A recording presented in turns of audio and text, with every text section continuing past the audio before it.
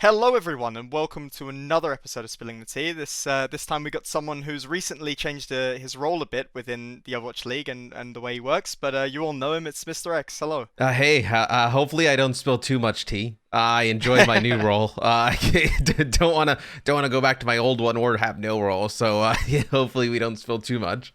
Yeah, don't worry. We're not gonna get too controversial, so I think you'll be fine. Yeah. So Alpha Trion asks, what exactly, for people that don't know, does your new job entail, and what will you be doing for the Overwatch League and other Blizzard esports? Yeah, so this is a really good question. Because I think since I started, I haven't really explained really much or just kind of gone into it. So there's two parts of it. One is the product side and one's the content side.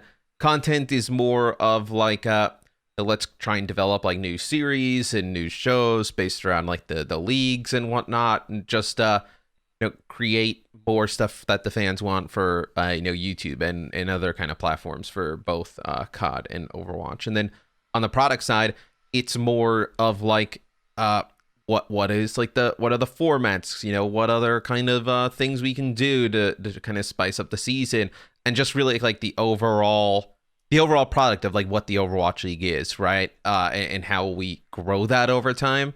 So for me, in Call of Duty as well. So for me, it's been really fun because it's taken a lot of the stuff I've done from the past, which is I used to run events in Call of Duty for a company like UMG, which was 160 team open events.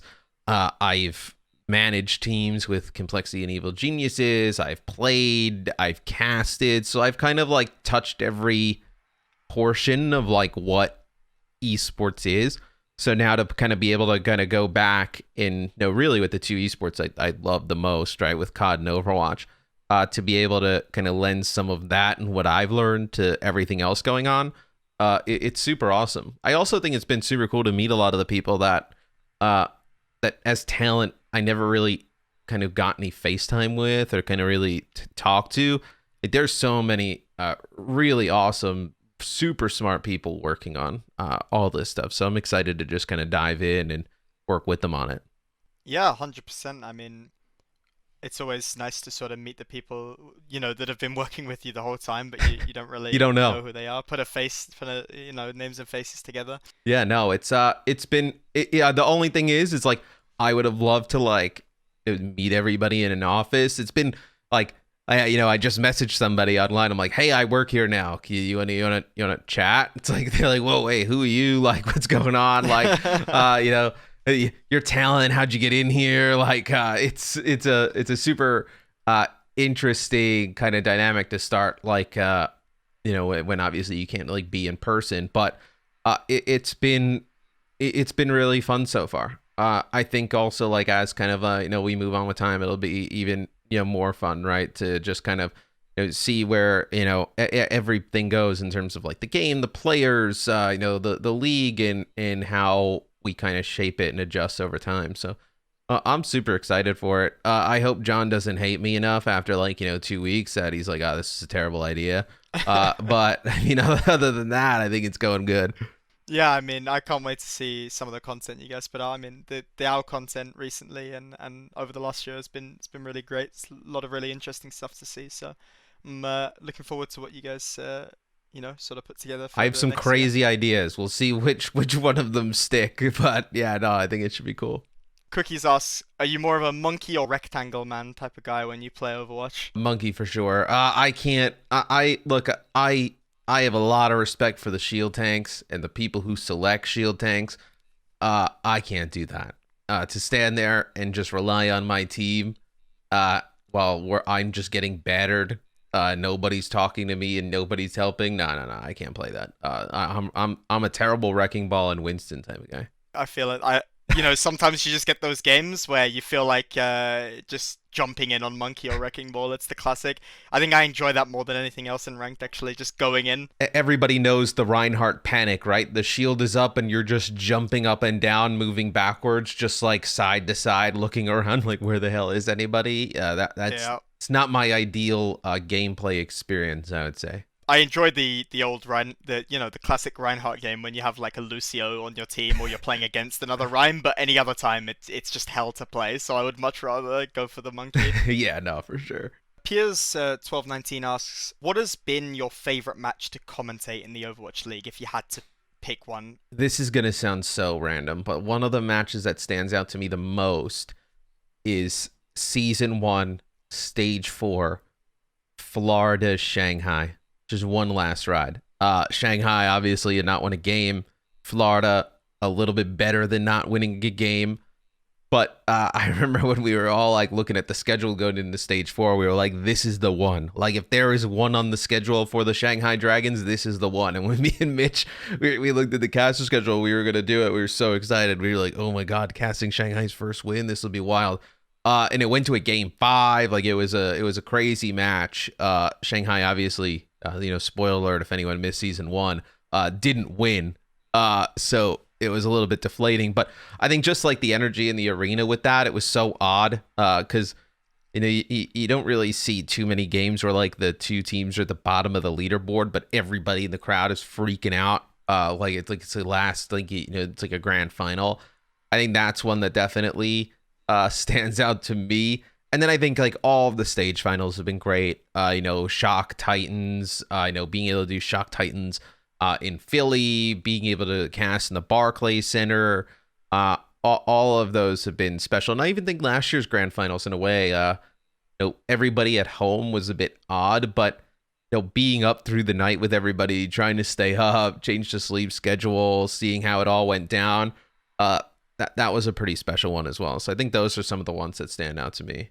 Yeah, it's interesting as well because you say it's a bit random, but every time we've come on with a caster and we've talked to them, they always have different sort of different favorite matches, because we always get this question about like the different experiences and stuff. It's like it's interesting, and it's also funny to hear you talk about this sort of the like weird atmosphere in the Shanghai Mayhem game, because I know exactly what you're talking about. Obviously earlier in the season, so less definitive than that one, but obviously last season we had the sort of toilet bowl game where it was, the Boston-Houston match, and I was obviously a part of one of those teams watching it from the sort of dugout. So I understand exactly what you mean by the atmosphere, and it was great. Like, everyone was super into it, Yeah, it's odd. Like, the bottom match feels like oddly like a top 4 type of game. Everybody's going dumb hard, right? I mean, nobody wants to be like but the fans are like super excited about it too, which is cool, but also super bizarre to me. Yeah, I mean, when you sort of, have those two sort of teams, and it becomes very scrappy because neither team wants to lose, you see a lot of really entertaining Overwatch, so the fans get to be really happy about it. Jack72 on Reddit asks, exactly how many black t-shirts do you own? It's funny, I'm actually wearing a black t-shirt. I have a ton. I am very simple. I like black t-shirts. I like gray t-shirts.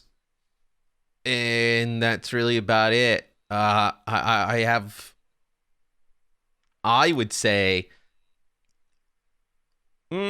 probably 8 to 10 just black t-shirts. And then I probably would say there's another like 4 to 5 black t-shirts with like something on it, like some kind of like graphic or something. Yeah. I'm pretty simple. I don't like to think about what I'm going to wear. And I know I look reasonably presentable in black. So I've just invested in it. And it's great because I don't really have to think that much. My wife kind of finds it boring because whenever I'm like, oh, let's go out or something like that, it's like, well, I just have jeans and a black t-shirt on. It never really changes. Maybe I throw a jacket over it. But for me, it's great. Super easy. Yeah, I know what you mean. I sort of go with the sort of minimalistic style a lot of times as well. If I'm not doing anything too fancy, I'm usually just out in a plain colored t-shirt or something with like a really simple design. I mean, now we're not doing anything too fancy, right? I mean, yeah, exactly. I could wear this same black t-shirt for a few days. You wouldn't even know. I mean, I got my Patriots hoodie on, but underneath it I've got a plain gray t-shirt. So yeah, it's probably been there for a week. Well, you wouldn't know. I've got so many, you wouldn't know. Just switch them out. Yeah, exactly. Yeah. Silver Sound asks, pineapple and pizza, yes or no? Very important question. No. I do not get it. my wife likes pineapple with like bacon on pizza. I find it gross. I do not go with the pineapple on pizza. I don't really like pineapple, period. But I worked in a pizzeria when I was like younger. Nobody ever ordered pineapple on it. I don't know where pineapple on pizza started. It just doesn't make sense. Like, look at a pizza and then look at like a pineapple, and why would they go together? I think it's horrific. I'm almost scared of the fact that people are doing it. Yeah, I mean, that's fair enough. I feel like every time I ask this question, it's Yeah, much more controversial in America than it is. Maybe I'm wrong. Maybe I'm wrong about this. Maybe it's just the way that I grew up. But for me, pineapple on pizza was like pretty normal. Like really? if you go down to the supermarket, it's like one of the most common pizzas you'll see. If you go to get a frozen pizza, if you order from a place, they'll always have a signature ham and pineapple pizza. You know, a Hawaiian pizza. It's very common, but I don't know if that's just because of the Uh, way that I've seen it. and I think places here in America like Chicago and New York, like I mean LA pizza sucks. Don't get pizza in LA. Uh there's a few spots in the country that like they are hardcore about their pizza, and when you throw pineapple on it, I think it just ruins all of it. I don't know. I have seen like the Hawaiian pizza though. Like you mentioned, the Hawaiian pizza is like a popular kind of fringe pick, but I mean there's so many better things you can put on pizza. Like why Yeah, I settle on mean, I, pineapple? I, I enjoy a lot of. When I was younger, I ate it more, but nowadays there's more go-tos for me, Well, like classic pepperoni or double pepperoni, or any sort of meaty pizza is usually the go-to. here's the play. You get pizza, right? Uh peppers, green peppers, mushrooms, meatball slices. That's the You know, play. that's like very oddly similar to one of like my favorites, which is peppers, mushrooms, and then like the Italian sausage. Yep. So I can definitely get behind that. It's like one of my favorites. You can even throw some pepperoni on there and you'd be fine. Yeah, for sure. Well, there you go. You got the Mr. X seal of approval on that pizza, so try it. Try it next time. I know I will. I'm gonna try that. Ethel asks, how are you feeling about the Uprising with new editions of Valentine and Faith recently announced? We actually recorded a plot chat team preview for Boston yesterday, which is kind of funny. We get this question. I actually really like what you guys have done with the team this year. I think some people were kind of like, well, like it takes some more risks. But what I feel like you guys have done this year is like set your guys self up for like more stability. Like, in the coaching role, you have players that are returning from last season. You bring in some new additions who have kind of played with each other, have some, relationships there. I feel like that's a really good start to a quality team. And I think like for me personally, I think it's like, you kind of get into this 5 through 8 range, kind of that middle of the pack in NA. And like when you're in that kind of scenario, right, you just need a meta to go right. And, maybe one or two players to overperform in their role. And you can kind of make a push, right, in a stage. So I really like what you guys have done this year. Of course, it's of course me talking about any of this is super biased, but the one thing that I think you sort of commented on is like we had this sort of stable core from one team and we had some returning players where last year that's not really something we had. We didn't have a Yeah. stable core at all. So that's definitely going to be something that aids us in the beginning towards the middle of the season to help get the momentum running because these players are sort of two groups that have already played with each other a lot.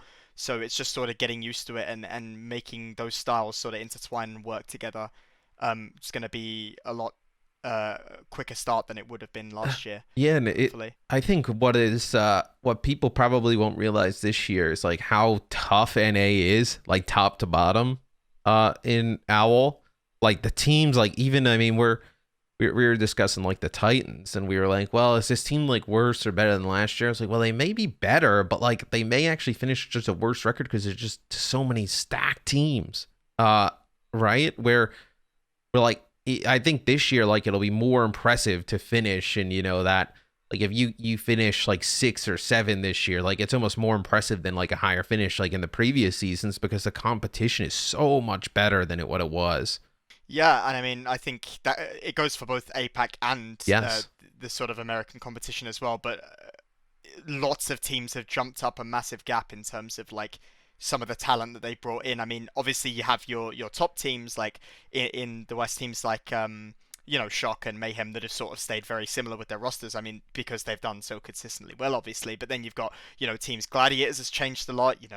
Houston, Boston. Like there's all these rosters. Dallas. Toronto as well. Dallas. Yeah, exactly. All these teams in the West that have changed a lot. So it'll be really interesting to see how the competition stacks up. And they've all changed for like the better, like considerably, right? So I think you look at that and it's going to be crazy how they all stack up. Vortex Strife asks, "What's your favorite Overwatch map and why?" Kings Row. I think just when you kind of think of games, at least I do, from like I know my past and like all the games I played as my dog goes wild. He's afraid Big of the fan elevator. Kings Row. Completely off topic. He's afraid of the elevator, and we have moved closer to the elevator. So he is always freaking out. Hold on, let me call him. Hugo, come here. Come say hello. Come on. Oh, he ran in. He's panicking. He's running out. When you think of games in the past and like maps that kind of like really like represent that game, like Kings Row is that map for me. When you think of like Halo, like you think of maps like Lockout and Midship and like Call of Duty, like Raid and Standoff and like Counter-Strike, like, your Dust 2s. I think for Overwatch, like it has to be Kings Row. Like that is the map that when you mention Overwatch or, it's always the map that comes up. And I think it's such like an iconic design and the art is so great on it and it plays awesome, like regardless of what the meta is. So for me, I think it's pretty clear and easy. It's Kings Row. Yeah, I think the two that I always say are my favourites. For me, it depends a bit on meta, but it's always Kings Row and Lijiang are like the go-to staple maps for me. A bit meta dependent because I really enjoy Kings Row in like the sort of Rhine metas or any sort of brawly comp, where even if it's with Winston, this meta with like the sort of the ball comps that are being played right now, at least in ranked, it's a bit more awkward as a main tank player. But for like Ryan Winston metas or even during Double Shield, it was one of the more enjoyable maps. So definitely see where we could make the league Ryan Zarya only and Kings Row 24/7, and I think people would be super stoked. Like that's just how fun those like heroes are to watch and play on that map. Like you think back to like goats, right? You'd have Zarya putting up like insane amounts of damage on Kings Row, just like the amount of moments. So yeah, no, I think definitely a little meta dependent sometimes. Like the ball play is a little bit odd on Kings Row, especially like in the second phase of the map through like the streets. But I think otherwise, like it is such a good map. Zappy Yoji asks, so I only recently saw this clip when I was planning for this episode, but have you talked about the "That's Why You Got Dropped" clip with Clay since it happened? That's why you got dropped. That's why you got dropped. So yes, so this moment just lives on forever. It happened, I want to say like 8 years ago, maybe even longer now. I go into games. I play WoW. I play League of Legends. I play Overwatch. Any game I go into, when somebody sees my name, the number one thing I get is not like, oh, I've seen you on COD. I've seen you on OWL. The number one thing I get is, yo, that's why Clay got dropped. And like, I'm like, yo, man, like 9 years ago, dog. Like, come on. No, we have. And it's something that, when it's, you don't understand. I think like it's really easy to see a moment like that and be like, yo, man, those guys hate each other, right? But like, I think in the heat of competition, like you are competing, right? The way I always thought about competition, the way I still think about competition is like, me and you could be friends, right? As soon as we step on the stage, like I absolutely hate your guts. Like I just want to beat the crap out of you.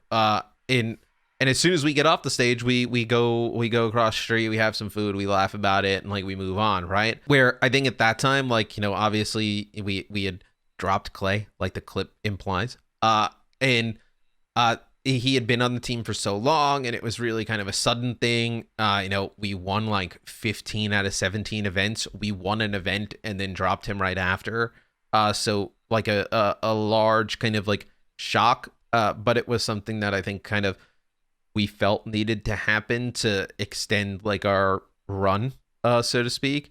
But you know, obviously there was some moment where we weren't cool, right? But you know, I mean, I've known Clay for, you know, 10 years now, right? It took a while to make up, you know, and I think I can imagine. Yeah. well, I think more of the makeup was over the split, not the moment. Like the moment we kind of laugh about and like whatever, but like just kind of the split and how everything went. I know his brother was always coming to the events, hanging out with us, traveled like to Europe with us. Like, you know, we met his mom and like parents and whatnot. So like we were all pretty close.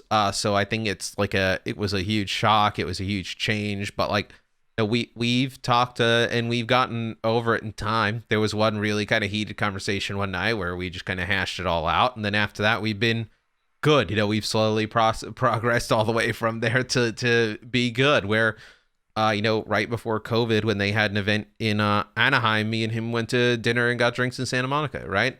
So he was in town. Look, I mean, some of that stuff, like it just, when you know people for that long, like something like that happens, like, you know, you get dropped from a team, you're out of a circle, like you kind of realize after a while, you get older, like, okay, like let's kind of like bury this. Like we had a ton of great moments, right? So to kind of like wash all those great moments and like memories away with just like, you know, one moment in time is a little bit silly. I think after a long time as well, when you have so many good moments with an individual, with like a team, you remember those good moments a lot more fondly and like, clearly than you remember the bad things. The bad things sort of get washed away over time. So I think yeah, it's great that you guys made up after that and talked about it. Well, you know what's funny is the team that we're yelling at in the clip outside of Clay is a team called Team Caliber. And I remember that event. It was in Philly. It was in some hotel room. It was a hotel kind of convention hall. I remember it was like snowing that whole weekend. It was crazy. But we had this like final where both sides are like yelling at each other, right? Just like that for like 7 maps. Like it's just a back and forth, back and forth, back and forth. You know, after like, you know, there's not exactly a handshake that goes on. It's kind of like a, you know, a little bit more tense than that. But after that, you know, the venue clears out. We ended up trying to go get food with them, and like trying to eat, just because like we understood, like we had battled them so many times. They knew it wasn't personal, like coming from our way to theirs, and they knew like the other way around, right?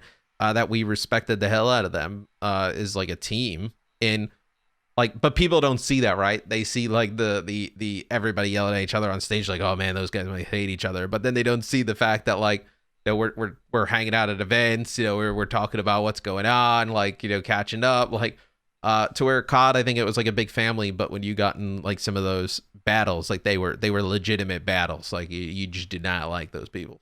For sure. Definitely get the same sentiment from some sort of Overwatch games, especially when we played this stage on the road. Like you would, I remember we got like one of the games, I think it was in Washington, maybe we got like demolished by Philly like 3-0 or something, and then immediately after we were at the same barbecue place as them. But it's like no hard feelings after, you know, like you're talking to them, it's fine. But I think traveling like builds that. I mean, I don't know how you guys felt. Obviously, a limited amount of time traveling last year, but I feel like you know, when you travel as like a unit and you travel as a league and all the players are out on the road, like you're all in this kind of like boat together, so to speak. So you all get what like they're going through, they get what you're going through, and like everybody just kind of becomes closer, or would have became closer over time.